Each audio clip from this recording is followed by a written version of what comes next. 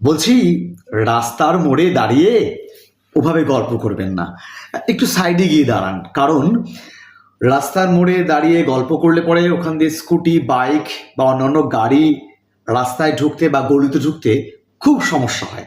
এমনিতেই বর্ষাকাল, বৃষ্টি হচ্ছে, গাড়ির চাকা স্কিড করে অ্যাক্সিডেন্ট হতে পারে। হ্যাঁ, কাজে আপনার গল্প, আপনার মজা, আপনার আনন্দ যেন কোনো অ্যাক্সিডেন্টের কারণ না হয়, এক নাম্বার। দ্বিতীয়ত বলবো, জলপাইগুড়ির রাস্তা এমনিতেই খুব চওড়া নয়, ন্যারোই বলা যায় বেশিরভাগ রাস্তাগুলো।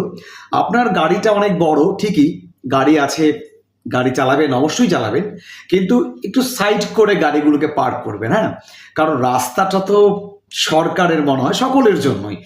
গাড়িটাকে এমনভাবে পার্ক করুন যাতে নাকি আরো 2-10 জন যেতে পারে রাস্তা দিয়ে, অন্তত পক্ষে। পুরো রাস্তাটা আটকে এভাবে ব্লক করে আপনার দামি গাড়িটা প্লিজ পার্ক করবেন না। কারণ আমাদের মতো সাধারণ মানুষ চলাচল করতে খুব কষ্ট হয়। বাইক, স্কুটি বা সাইকেল নিয়ে চলি তো আমরা, কষ্ট হয় মশাই ওই আপনার ওই দামি গাড়িটাকে সাইড করে ওইটুকু ন্যারো রাস্তা দিয়ে চলাচল করতে। হ্যাঁ, বলবেন অবশ্যই যে রাস্তাগুলো চওড়া করলেই পারে, ফুটপাথগুলো এভাবে বেদখল কেন হয়ে গেল, ইত্যাদি ইত্যাদি। যখন সলিউশন হচ্ছে না, তখন আমরা একটু পরস্পরকে সহযোগিতা করে সলিউশনটা করে নিই না, তাই না? কিচ্ছু না, গাড়িটাকে একটু ঠিকঠাক সাইড মতো পার্ক করুন। আরেকটা বলবো, যখন প্রচণ্ড জ্যাম থাকে না যেই সময়টায়, আমাদের যে দিনবাজার সহ বিভিন্ন এলাকাগুলোতে, সেখানে ওই আপনার ওই ঢাউস গাড়িটা, বড় গাড়িটা ঢুকিয়ে অযথা যানজট না করলে ভালো হয়। আর ওই ভিড় রাস্তার মধ্যে যখন আপনার ওই ঢাউস দামি গাড়িটা নিয়ে যাবেন, তখন এমন জায়গায় গাড়িটাকে পার্ক করুন যাতে নাকি আর ভিড়টা না বাড়ে। সাধারণ মানুষ তো আমরা, চলাফেরা করে খাই, সাধারণ মানুষ, সত্যি কথা, তাদের কথা তো একটু ভাববেন। গাড়ির দরজাটা খোলার সময় দেখে নেবেন যে পাশ দিয়ে কেউ আসছে কিনা, প্লিজ। হ্যাঁ, মানে দেখছি যে দামি গাড়ি, ভালো গাড়ি, আমার গাড়ি আছে। হ্যাঁ, আমার গাড়ি আছে, কাজে রাস্তাটাও আমার, শহরটাও আমার। হ্যাঁ, দুম করে দরজাটা খুলে দিলাম। পাশ থেকে যে একটা সাইকেল আরোহী আসতে পারে, একজন পথিক পায়ে হেঁটে আসতে পারে, একজন বৃদ্ধ অসুস্থ মানুষ আসতে পারে, একটা বাচ্চা ছেলে আসতে পারে, মেয়ে আসতে পারে, একজন ছাত্রছাত্রী আসতে পারে স্কুলে যাওয়ার পথে, ধাক্কা লাগতে পারে তো, অ্যাক্সিডেন্ট হতে পারে তো, তাই না?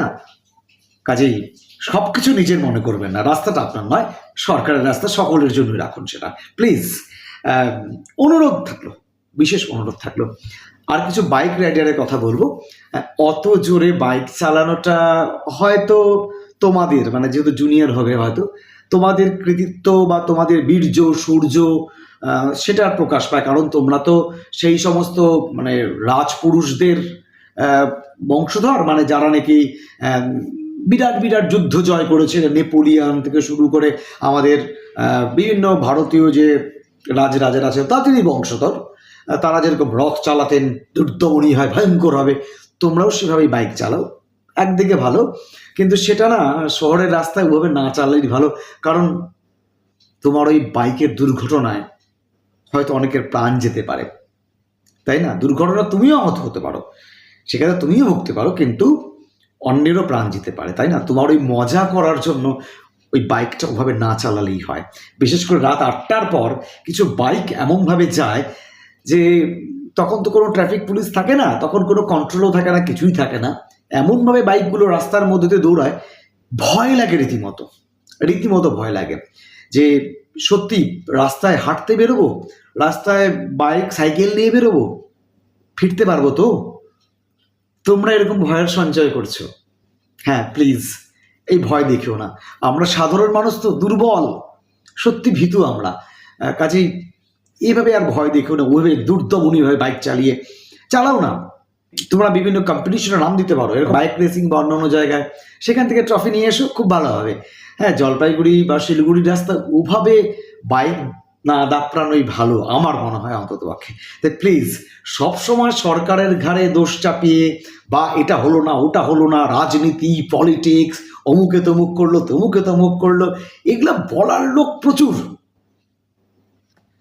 আমি আপনি একটু শুধরাই না, তাহলে যা আছে না, মানে মোজামিল দেওয়া সিস্টেম বলুন বা যাই বলুন, যেটুকুন আছে ভালো থাকতে পারবো। যদি একটু পরস্পরকে সহযোগিতা করি, তাই না?